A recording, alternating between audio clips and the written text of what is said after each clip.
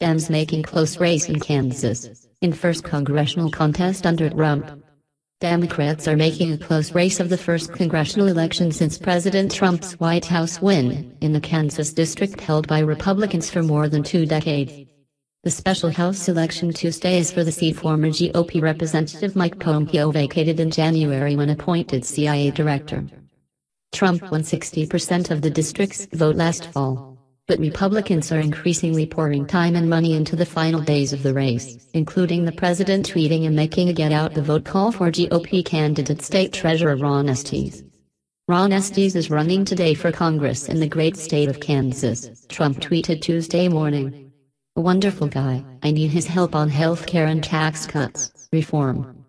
Despite Republicans' strength in Kansas, the race between Estes and Democrat James Thompson, a civil rights attorney, appears close.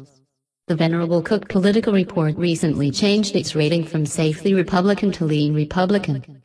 However, it's unclear whether the competitiveness of the race speaks to a potential voter backlash against Trump, who has record-low approval ratings, or Estes' connection to GOP Governor Sam Brownback, among the least popular governors in the country. The race also includes Libertarian nominee Chris Rockhold.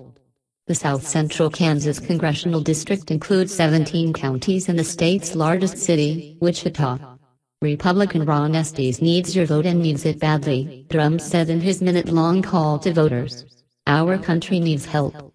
Ron is going to be helping us, big league. In final hour efforts to help Estes, Vice President Pence also recorded a call.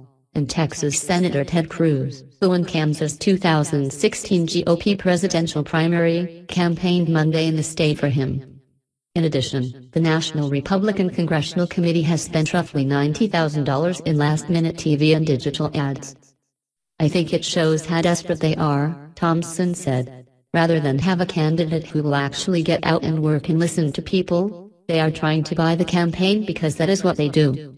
Thompson raised nearly $254,000, with more than $248,000 of that money coming from individual contributions during the reporting period ending March 22.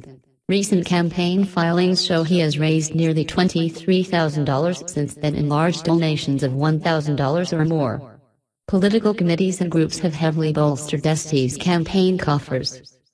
He has raked in about $312,000 from January 1 to March 22. Campaign finance filings show that reporting period does not include almost $94,000 Estes' campaign has received in recent days in large donations of $1,000 or larger.